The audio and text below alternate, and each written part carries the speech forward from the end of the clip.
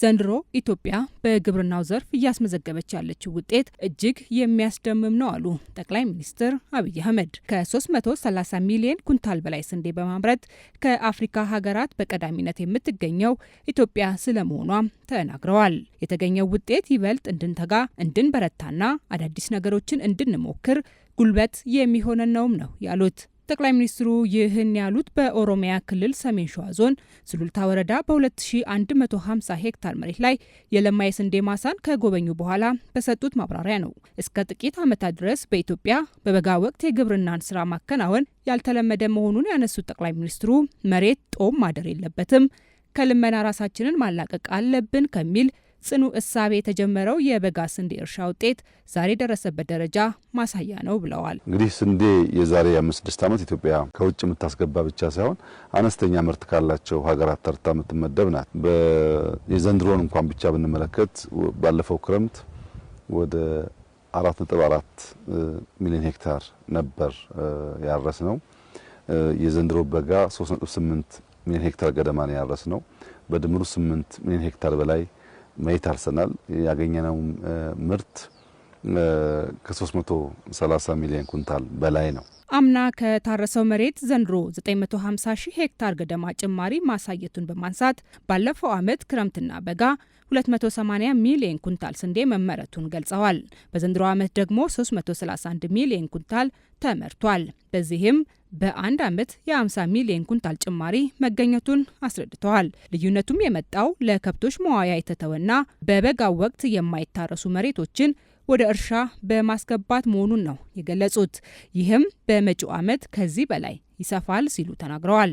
ይህ ተግባር በዞኑ ተረጂ የነበሩ ዜጎችን ወደ አምራችና ተጠቃሚነት የቀየረ ነውም ነው ያሉት። ሰሜን ሸዋ 4-5 ወረዳዎች በሴፍቲ ተይዞ የነበረው 100% ነጻ ወጣ ማለት በየቦታው በየኢኮሎጂው በየከባቢው የመሬት ጠባይና የአየር ጠባይ ጊዜ ተጠብቀን የምናደርጋቸው ስራዎች ከሰራን በድፍን ኢትዮጵያ አምርቶ መብላት አሳሳቢ ጉዳይ አይሆንም ማለት ነው። የሰሜን ሸዋ ዞን አሁን ባለው ተጨባጭ ሁኔታ ከ8 እስከ 9 ቢሊዮን ብር ገቢ እየሰበሰበ ይገኛል።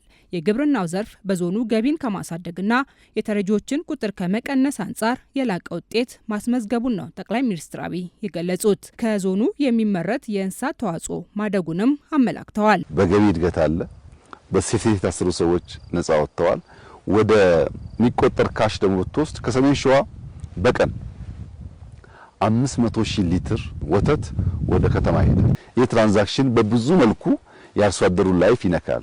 ከእንቁላል፣ ከወተት፣ ከስጋ ምርት፣ ከእርሻ ከሚተርፈው ደግሞ መኖ ተያያዥ ነገር ነው። አንዱ እየደገፈ ስለሚሄድ በከፍተኛ ደረጃ በምግብ ራስን መቻል ብቻ ሳይሆን የተሻለ የዘመነ ኑሮ እንድንኖር ያስችለናል። በሰሜን ሸዋ ዞን የተመዘገበው የእርሻና የእንስሳት ተዋጽኦ እድገት በምግብ ራስን መቻል ብቻ ሳይሆን ዘመናዊ የአኗኗር ዘይቤን መፍጠሩንም አንስተዋል።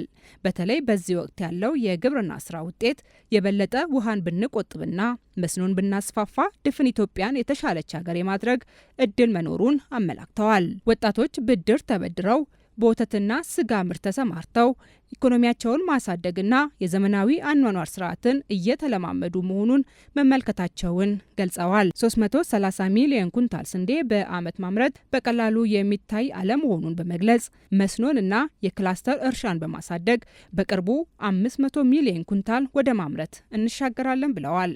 የተበጣጠሰ መሬት የሚባል የለም። የተበጣጠሰ አእምሮ ነው ያለው። መሬቱ ወጥ ነው። እኔ እናንተ ከተደመር መሬታችንን ከደመር የተበጣጠሰ የሚለው ቋንቋ በራሱ የሐሳብ እጥረት ነው። ሳንዘናጋ አሁንም የቀሩ ቦታዎች ቴክኖሎጂ መጠቀም ብናሳድግ ባጭር ጊዜ ውስጥ 500 ሚሊዮን ኩንታል መግባት እንችላለን። ብዙ ሳንቆይ ማለት ነው። መሞከር መፍጠንና ማሰናሰል የሚለው የመንግስት እሳቤ ውጤታማ እየሆነ መሆኑን የግብርናውና የሌሎች ዘርፎች እድገት ማሳያ ነው ብለዋል።